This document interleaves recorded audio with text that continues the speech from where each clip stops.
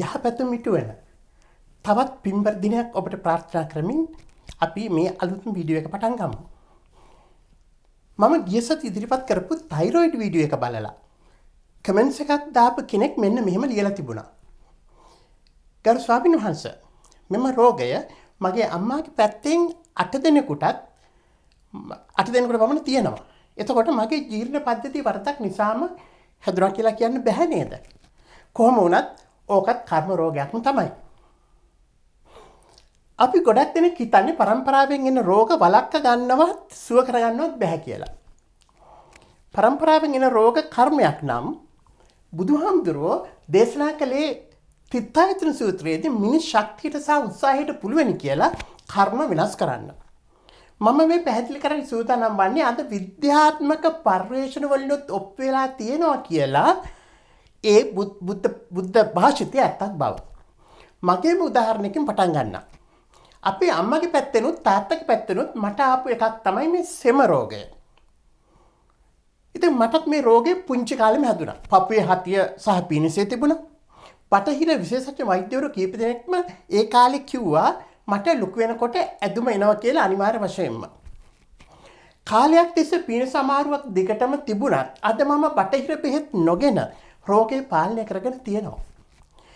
මේ සෙම අමාරුවෙන් මම දුකක් විඳ පුදුම විදියට. ඒත් නිවැරදි දැනුම සහ උත්සාහය නිසා මම අද නිරෝගී වෙලා ඉන්නවා. ඔබටත් පුළුවන් ඒ විදිහට නිරෝගී වෙන්න. අද මම මේ සූදානම් වන්නේ ඒ ක්‍රමවේදය පෙන්නලා දෙන්න. බටහිර විද්‍යාවේ මේක අලුත්ම ශාස්ත්‍රයක්. නව සොයා ගැනීම තුළින් අලුත් වන බොහොම රසවත් ශාස්ත්‍රයක්. අහලා ඉගෙන ගන්න, මිත්‍යාමත අයින් කරලා ක්‍රමවේදය අනුගමනය කරලා සනීප වෙන්න ඔබේ පාරම්පරික රෝග. පාරම්පරික රෝග කිව්වහම ගොඩයි 100%ක්ම ජෙනටික් ඩිසෝඩර්ස් කියලා තියෙනවා ඒ වර්ගයක්. ඔය ඕටිසම් ඩවුන් සින්ඩ්‍රෝම් කියලා කියන්නේ අන්න ඒ වැනි රෝග. උත්පත්තියෙන්ම මානසික වර්ධනයෙන් තොරවීම වැනි රෝග. ඒව සනීප කරන්න ක්‍රමයක් නෙවෙයි මම මේව සනීප කරන්න බෑ. ඒක නෙවෙයි මම මේ කතා කරන්නේ. මම මේ කතා කරන්නේ පරම්පරාවට සම්බන්ධ ඒක එකම හේතුව නොවන ලෙඩ සනීප කරගන්න ක්‍රමවේදය. එවැනි ප්‍රධාන රෝග තමයි බොහෝ දෙනෙක් පෙළෙන දියවැඩියාව, හෘදයාබාධ, පිළිකා, ඇදුම, පීනසේ, තරබාරුව, මයිග්‍රේන්, ඒ වගේම ඇලර්ජි වැනි රෝග. මේ රෝග ගැන තමයි මම අද මේ සුබ ආරංචිය ඔබට ගේන්නේ. ඉතින් ඔබේ පරම්පරාවේ මේ රෝග තියෙනවා නම් ඔබට මේ වන විටත් ඒව ඇවිල්ලා තියෙන්න පුළුවන්. එහෙම නැත්නම් ළඟදීම එන්න පුළුවන්. ඒ වගේම තමයි වාසනාවකට ඇවිත් තියෙන ඒවා සනීප කරගන්නත් පුළුවන්. ඇවිත් නැත්නම් හැමදාටම වළක්වා ගන්නත් පුළුවන්. ඊටාම සුභාරංචියක්. මම සරලම විදිහට පැහැදිලි කරන්න මේ උත්සාහ කරන්නේ.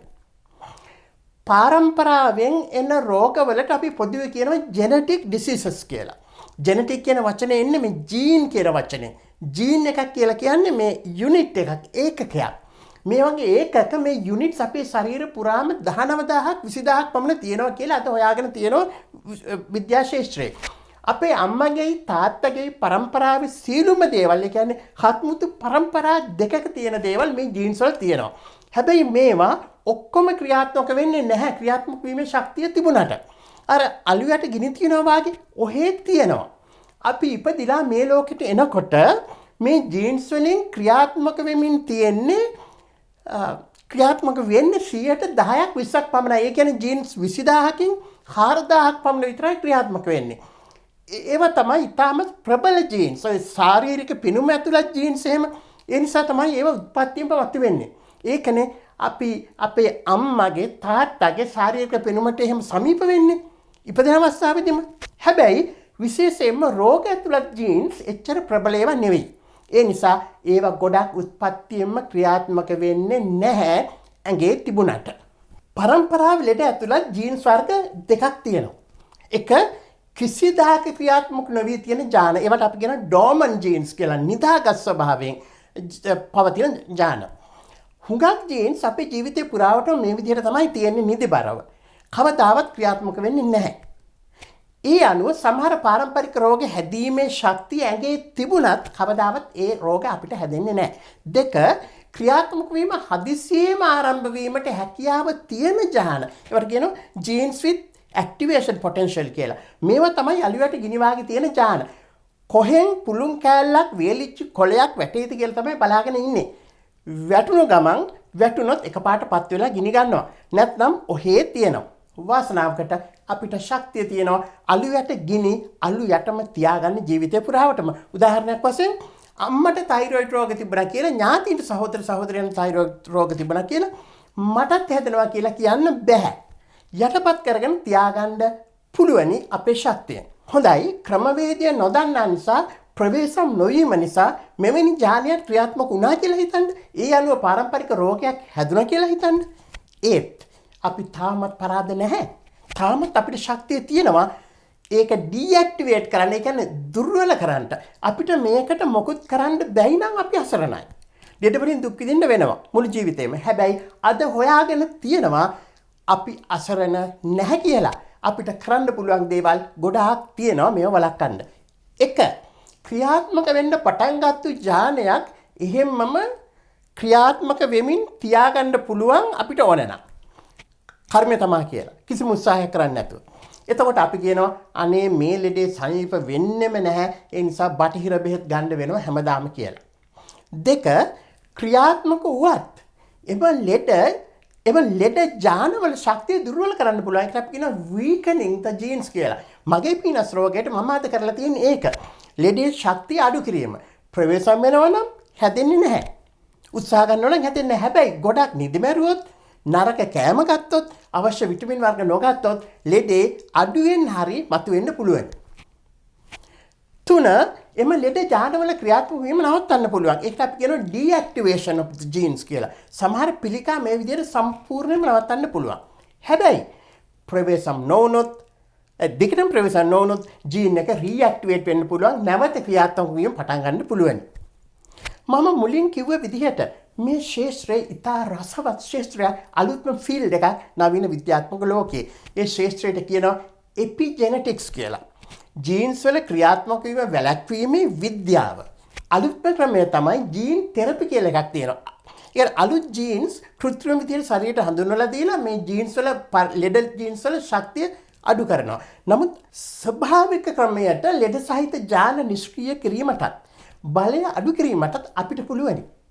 අපේ සිංහල වෛද්‍ය ක්‍රමය දැනගෙන හිටියා වෙදමහතුරු එදා ඉඳලම දැනගෙන හිටියා මේක කරන්න පුළුවන් කියලා. පාරම්පරික රෝග තමයි බොහෝ විට නිදන්ගත රෝග බවට පත් වෙන්නේ. ක්‍රමය හරියට දන්නා සිංහල වෛද්‍යවරු ලෙඩ ජීන්ස් ඩීඇක්ටිවේට් කරන්නත් ඒ වගේම ශක්තිය අඩු කරන්නත් දන්නවා.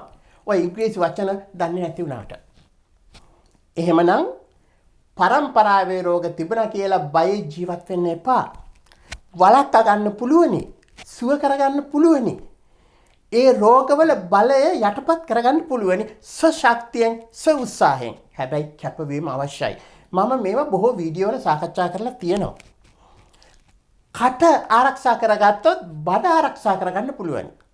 බඩ ආරක්ෂා කරගත්තොත් පාරම්පරික රෝග වළක්වා ගන්න සුව කරගන්නත් පුළුවනි. මම මීට පෙර ඉදිරිපත් කර ඇති ලෙඩ සුව කර ගැනීම සම්බන්ධ වීඩියෝ බලලා ඉගෙන ගන්න. මෙන්න ක්‍රමවේදය. 1. සියලුම කෘත්‍රිම ආහාර වලින් වැළකෙන්න. වීඩියෝ කීපයකම මම සාකච්ඡා කරලා තියෙනවා මේ ගැන. මොනවද කෘත්‍රිම ආහාර කියලා කියන්නේ කියලා. මෙන්න මේ වීඩියෝ එක විශේෂයෙන්ම ප්‍රයෝජනවත් වෙයි. පාරම්පරික ලෙඩ ඇති කරන ජාල ක්‍රියාත්මක කරන්න බලවත් කරන්නත් කෘත්‍රිම කෑම වලින් පුළුවන්. 2. ප්‍රීබයොටික් සහිත කෑම ගන්න. ඒ කියන්නේ ෆයිබර් තන්තු කියලා කියන්නේ සහිත කෑම. ඒවයෙන් කරන්නේ ජීර්ණ පද්ධතිය තියෙන නරක බැක්ටීරියා වල ශක්තිය බිඳලා හොඳ බැක්ටීරියා වර්ධනය කරන එක. පාරම්පරික ලෙඩ ඇති කරන ජානවල ශක්තිය නිෂ්ක්‍රීය කරන්න හොඳ බැක්ටීරියා වලට පුළුවන්. 3. මස් මාංශ කන එකෙන් විශේෂයෙන්ම රතු මස් කන එකෙන් සම්පූර්ණයෙන්ම නවතින්න. පාරම්පරික රෝග ආවරණය කිරීමේ හොඳම පියවර තමයි සත්ව ආහාර වලින් සම්පූර්ණයෙන් වැළකීම. මං වාගේ. හැබැයි සමහර උණත ඇති විය හැකි ඒ උණත විසඳගත්තොත් පාරම්පරික රෝග වැළැක්වීමට හොඳම පියවරක් තමයි මස් මාංශ කිරි බිත්තර වලින් සම්පූර්ණයෙන්ම වැළකීම. 4. විටමින් ඌනතාවය විසඳ ගන්න. මේ ගැන මම වීඩියෝ කීපයකම සාකච්ඡා කරලා තියෙනවා. ඒ වීඩියෝ බලලා ඉගෙන ගන්න. 5. අත්‍යවශ්‍යයෙන්ම ප්‍රෝබයොටික් ජීර්ණ පද්ධතිය වර්ධනය කරගන්න.